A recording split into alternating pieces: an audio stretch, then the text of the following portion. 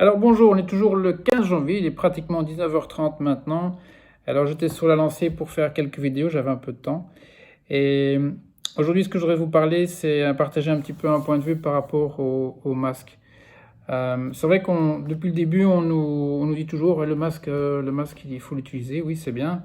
Mais ce qu'on ne nous a pas dit ou qu'on très très peu, c'est qu'en fait, ce masque n'est que pas tellement efficace. Et alors je me pose la question, pourquoi? Donc le masque efficace, c'est le masque FFP2. C'est ce qui est utilisé dans les milieux hospitaliers pour protéger les médecins, les infirmières, entre autres, avec d'autres protections supplémentaires.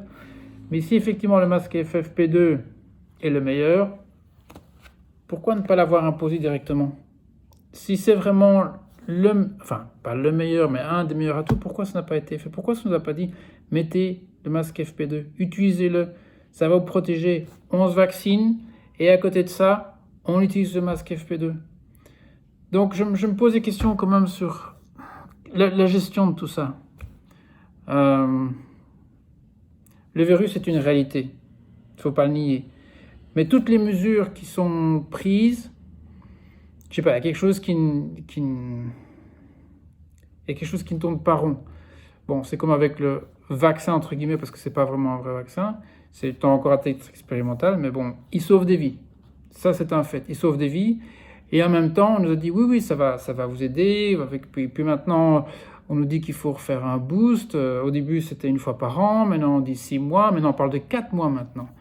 Attendez, c'est pas tenable, on ne sait pas tenir comme ça. Et qu'est-ce qu'on va faire alors, comme il y avait le Covid, il y a le variant Delta, Omicron, c'est quoi la suite alors? C'est quoi la suite? Ça n'a pas de sens. Par contre, effectivement, si le masque FFP2, ce qui est une réalité, protège réellement les gens, c'est ce qu'ils utilisent dans le monde médical, dans les hôpitaux, les infirmières, les médecins utilisent ça. Pourquoi ne pas alors être clair avec nous-mêmes, avec les gens? Pourquoi les politiciens nous cachent des choses? Pourquoi est-ce que les politiciens ne disent pas clairement, ok, portez le masque FFP2? Parce que ce masque-ci, il ne protège pas tellement, il protège un peu, mais pas efficacement. Si réellement les politiciens veulent se préoccuper de votre santé, de votre bien-être et veulent vraiment faire des choses pour vous, ils auraient dû nous dire depuis le début, ok, mettez le masque FFP2. Oui, c'est contraignant, c'est embêtant parce qu'effectivement on respire un peu moins bien, mais il protège là, plus, il couvre plus, vous êtes mieux protégés. Si l'intérêt du politicien est de nous protéger, alors qu'il prenne ses responsabilités et qu'il prenne des décisions qui sont réellement pour vous servir. Et là, ce que je retrouve très regrettable dans la situation maintenant, les politiciens l'ont dû, je pense même que c'est M. Di Rupo qui l'a dit il y a déjà peut-être bien un an. Oui, il y a les experts qui parlent, mais c'est les politiciens qui décident. Attendez, je suis désolé. Les politiciens seuls ne peuvent pas décider de vous. Ok?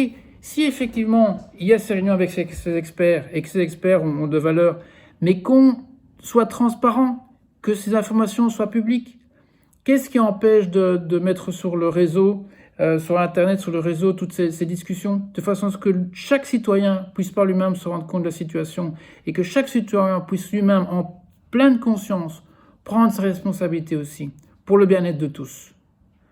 À nouveau, je déplore l'attitude des politiciens qui, quelque part, soi-disant sous le prétexte de votre bien-être, manipulent l'information parce que ils ont quelque chose en tête que nous ne connaissons pas encore à ce moment-ci.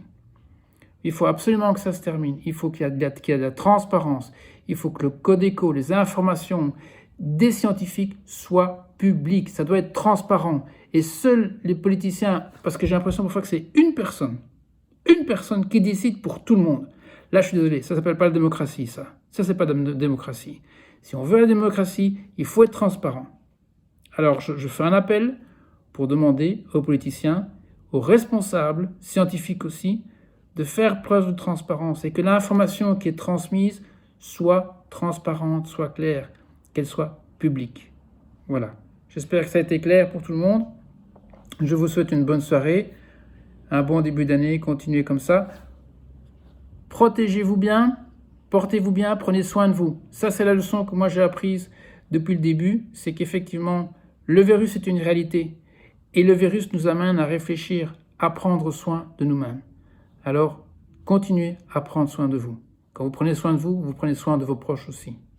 Bon courage. Merci. Au revoir.